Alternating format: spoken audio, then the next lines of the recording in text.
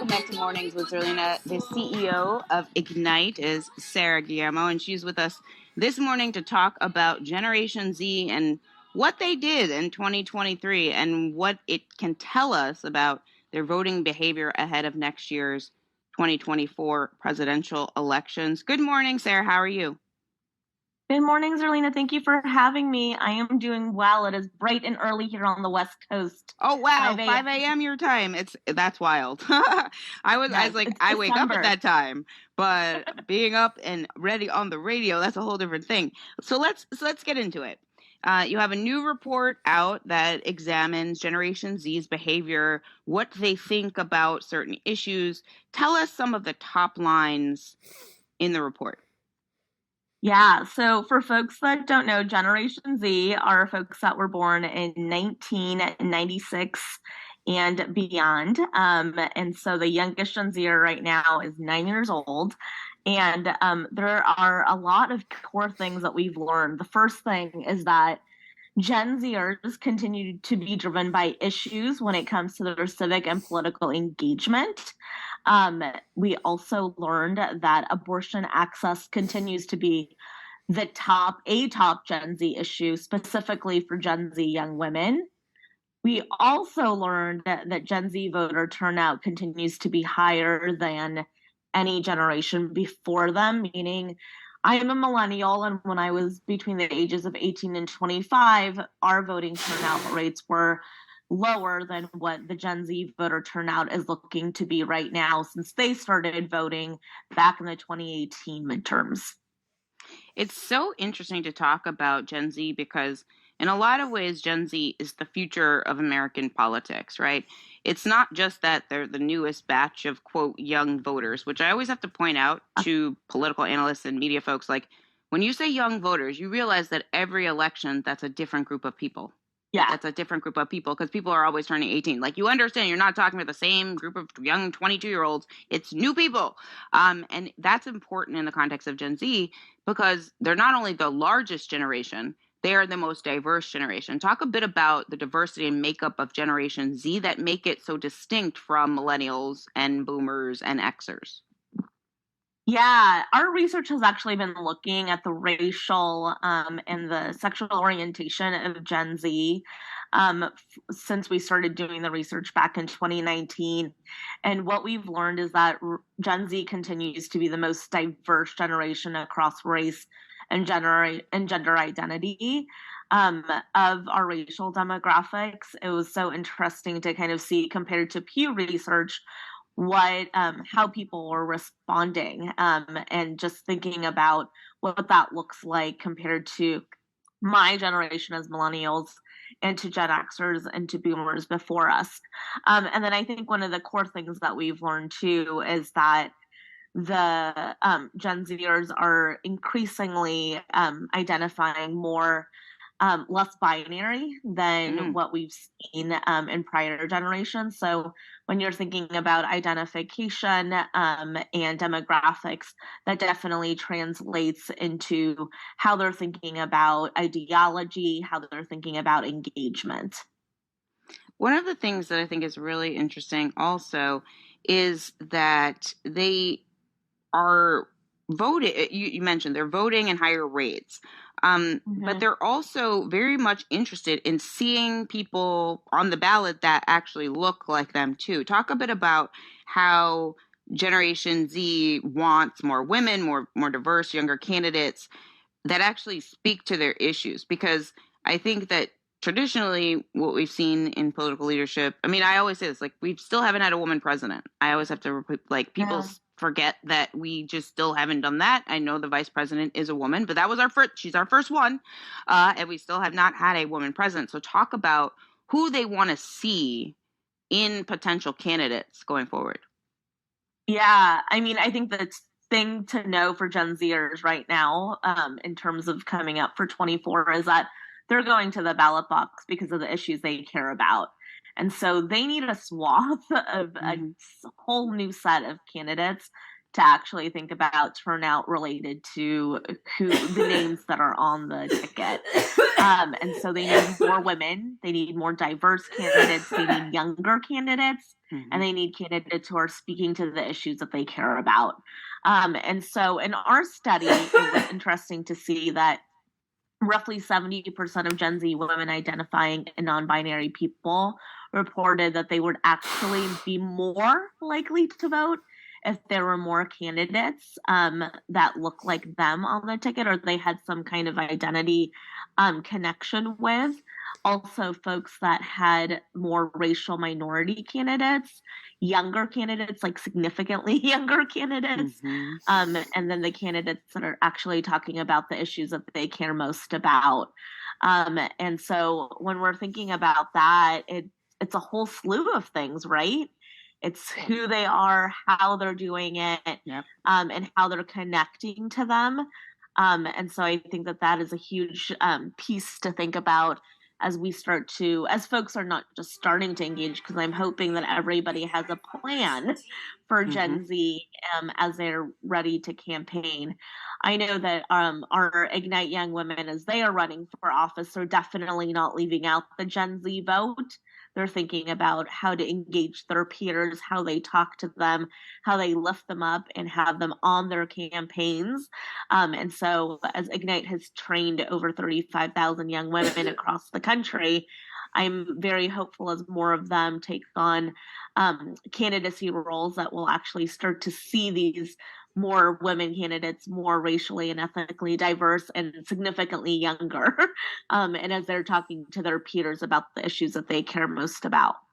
This is something that's come up in recent months because of the passing of Dianne Feinstein, the late senator from California, and the fact that she decided not to run. And I feel like one of the thing run for reelection, even before she passed away, sadly, I think there's a generational shift happening. Also, not just on the left. I think this is a broad assessment of American politics, but it's also very necessary. Talk a bit about the need that Gen Z sees for a complete and total overhaul in a lot of ways of who represents us, because not just the diversity, racial, gender, but also they just don't understand the issues that Gen Z thinks are important in this moment. Yeah, I mean, I don't think that I know that you said that that's a rough assessment, and I think that is a very like you're right. It's a rough and it's a broad assessment of what's happening in our country right now when we're thinking about the average age of who is serving in Congress right now. That is well higher than a Gen Zer. 89% of Congress right now are ages 43 to 90. 89%. So just to Sheesh. kind of think about that, 80, when you're thinking about 89% and then 75% of them identify as white.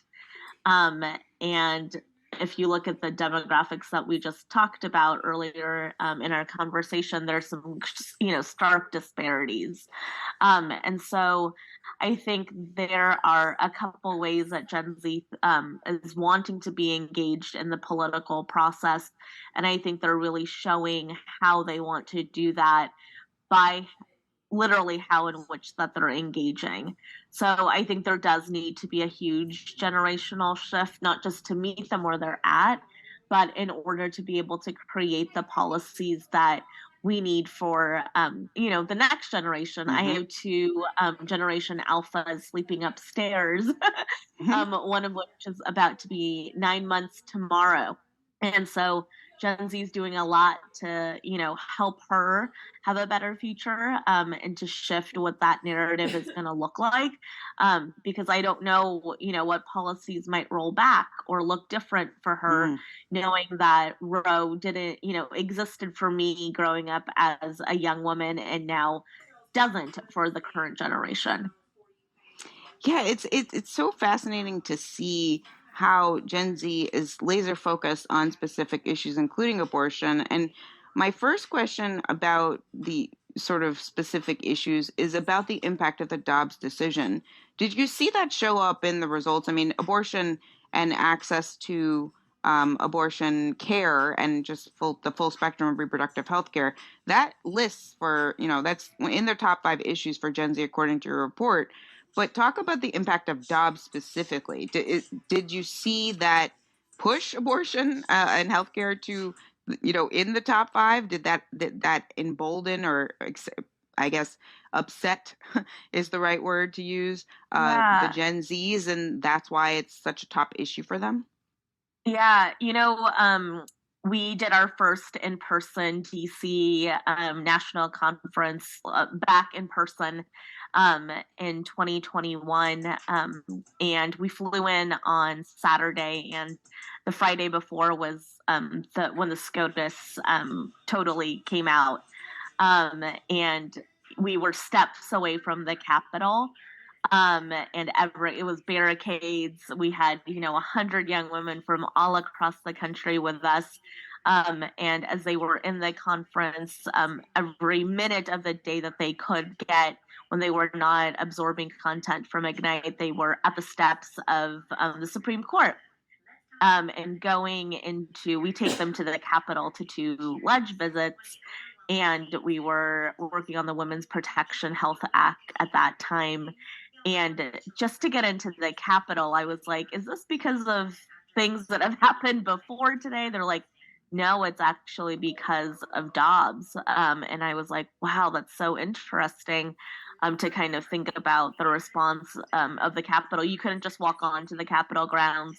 You couldn't go into the Capitol by yourself. Like, it was a very intense process. And as I think about that now, as that's two years ago, thinking about what that looked like and what that experience was like, I knew, sitting with those young women at the Supreme Court, that this was going to be a top issue. And when we had been doing our research in 2019, abortion and reproductive health had always shown up as one of the top 10 issues for Gen Z young women, but it would always be number 7, number 8. Mm-hmm. Mm-hmm. I think because of just the swath of the country, right? Like, in some states, it's different than others. And then when we did the research last year, it moved up into like the top 2. And then this year, it's still in for Gen Z young women, it's still in the top 5. And so I think that it's continued to be a huge sense of urgency. And I think that specifically Dobbs has been a big factor in that. And as you're thinking about how the states are dealing with it across the country, I think about what happened in Ohio with issue 1. And we have a young woman who was an Ignite fellow in Columbus, who now serves in the Ohio State House, Munira Abduhali. Hi, Munira. And she actually helped to galvanize Gen Zers in the community to turn out to vote, to help really understand what that proposition meant. And now it's in the Constitution in the state of Ohio. We watched closely and covered closely what happened in the state of Ohio with issue 1, and it's so important that we now have the data and analysis to show how Gen Z impacted that outcome. I think often. I'm telling you, like, they think young voters, they don't vote. The narratives that we've always heard growing up about young people don't vote, Gen Z is belying those narratives, and that is in the results of 2023 elections. I want to talk about the other issues that's on the list for Gen Z in their top 5, because this is different than if you poll everybody in America. This is different. They cite mass shootings, climate change, racial inequity, and mental health and abortion. So talk a bit about these other issues on their list, because it's quite different than other generations. Yeah, well, it's interesting when I looked at the data. So the data was fielded while I was still on maternity leave, and so I come back and I get the first set of crosstabs. And for the first time ever, mass shootings was the top issue in every single sample size. And that's the first time it's ever been. And obviously, we don't need to talk ad nauseum about why. I Right. think we understand in this country why mass shootings are the top issue. There are slight differences between gender and thinking about Gen Z overall. So it's mass shootings, mental health, healthcare, climate change, and education. Gen Z young women care very closely about those issues, heavily more with racial inequity and abortion. And then there are two other issues that Gen Z men care most about, which are jobs and unemployment and education. So it's interesting to kind of think about that. The other analysis that I thought was really fascinating was that mental health showed Hmm. up as a really core top issue for both Gen Z women and Gen Z men. And I think as our team was looking at this, they were very surprised what it meant for Gen Z men to really think about mental health as a critical issue. Because that's the question: what are the critical issues that matter most to you? And so thinking about mental health and how the country views young men and how they are coming up, and what does that look like for them? So I think that's fascinating. When I think about, so we ask the questions around the critical issues, and then we also ask the questions around what are the policy recommendations, or how do you think we should address these? And when we're thinking about abortion, a majority of the Gen Zers actually support legal abortion under all circumstances. So we ask a slew of questions like, is it because of rape? Is it because of illness? Is it because of an accident, X, Y, or Z?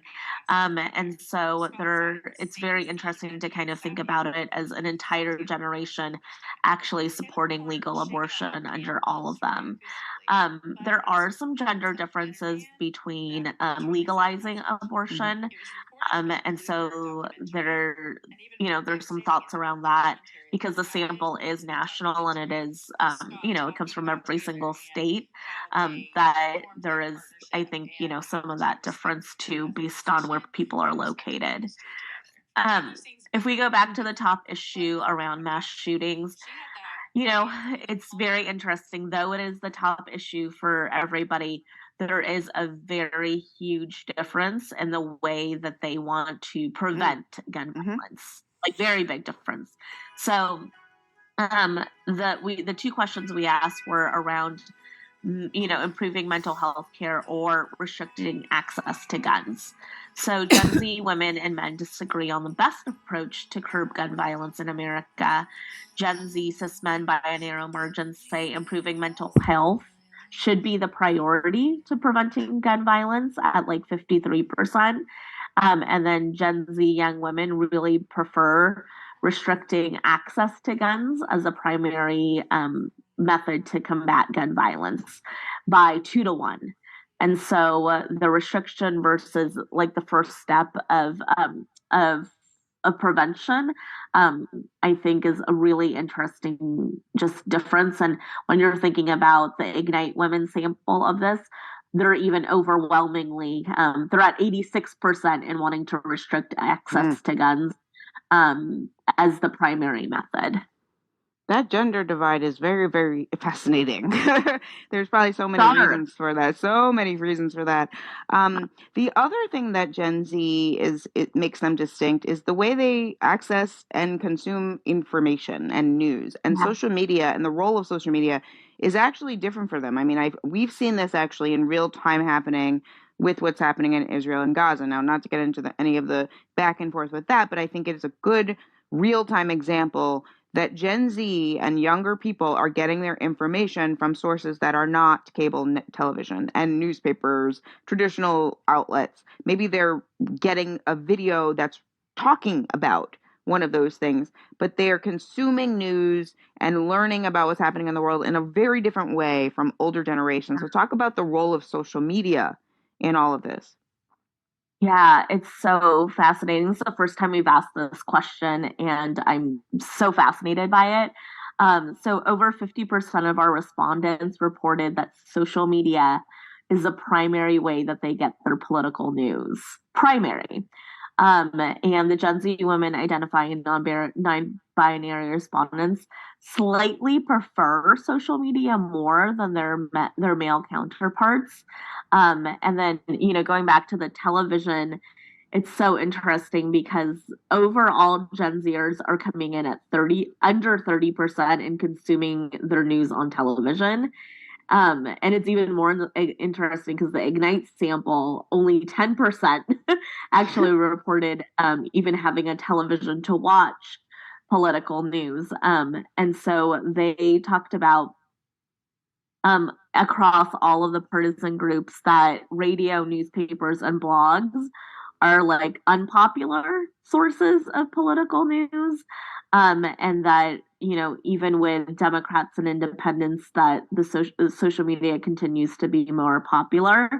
And so I think it's fascinating that because they have, this device literally in their hands, that this is the core piece. And when you're thinking about how they're consuming that, we talked about this in our data briefing with a couple of our Gen Zers, because when you hear that, it's like, oh my God, then what are they doing? Are they vetting it? Are they like figuring out who the source is? And I think, with the example of what's happening in Israel and Gaza right now, there is definitely a huge component that our young women have been talking to us a lot about. I just had dinner with two the other night in Denver where they're like, we see it, but we have to go through our own process to understand if this is valid or not. Because one of the core things that we talk about in the movement is you don't want to spread misinformation. Right. So that doesn't help the movement. And so the last thing you want to do is hinder the movement, whatever movement you're working on. I mean, IGNITE is obviously working on mobilizing a movement of young women who own their political power. And that feeds into many other movements across the globe. It's such an important point about, vetting the information because you don't want to spread misinformation that hurts your cause. And we've seen that in so many different contexts in recent years. Now, in the last few minutes, I want to talk about student loans because that was another issue that came up that's highlighted in the report. And I feel like it's been so complicated because the Biden administration tried to do something and then the courts got involved. And so it's a frustrating issue for Gen Z from their perspective because they feel like they voted for people to do a thing on student loans and probably did not foresee that it would be all tied up by the court. So talk a bit about student loans in the last few minutes.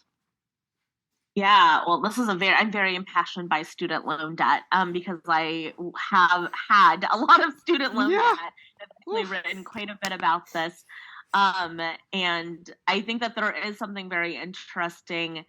We did a lot of education for our young women to understand why the student loan debt piece is beyond the White House. And so I think that there is a component in just understanding and demystifying what the process looks like when the president wants to do one thing, but there are other branches of power that can prevent that person from doing what they want to do.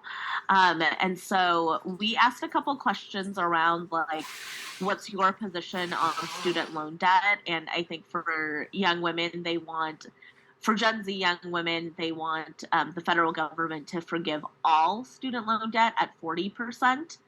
And 10% of them want student loan debt should be paid and agreed upon terms. So whatever the terms were when they signed the loan. And then the federal government believes that the federal government should cut the interest rate on student loan debt to zero. And granted, these questions were asked in the springtime, so they were definitely before the pause has restarted. And so I think definitely there was a belief that there was going to be another pause in terms of student loan payments. And so I think that there is, frankly, Gen Zers right now believe that the student loan debt is, and I think this is similar to millennials and probably any other generation that still carries student loan debt, but it is one of the largest barriers to economic mobility. Frankly speaking, for myself, student loan debt was one of the largest barriers. I still haven't bought a home yet. And so there's a lot of ways sandwich. The sandwich generation we're living in right now, right? Yep. And so I think that there is that reality. And so I think back to the original piece of the question of like, how do you even understand what happens when you voted for somebody and then another body is preventing that from happening? There's a lot of demystifying around just understanding that for this generation. And, sometimes I believe that people are getting enough of that, and then some, there's still a lot of work to do. But I'm hopeful that there is still a lot of a lot of work that needs to be done in terms of student loan what's the structures, given what is Yep. happening across the entire educational system and affirmative action and access to higher education in this country. But I know that I'm not here for that conversation today. We can talk about that That another is a early big, morning. that is a long, long conversation. Yeah, I feel like there's a lot to unpack in that affirmative yeah, action conversation. But I think actually the best news in the report I saw is that 63% of the respondents said they definitely plan to vote in 2024. yep, And with over 70% of Gen Z voting in 2023 and 63% planning to vote next year, I think it demonstrates that they're so much more engaged than previous yeah, generations, and that the theorizing about their impact on American politics, it's looking correct. I'm not just like tooting my own horn here. Like the data is proving true. Like they are engaged, they are diverse, and yep. they're going to vote. They're telling us that they're going to vote. So we're going to watch and see their impact on election outcomes going forward.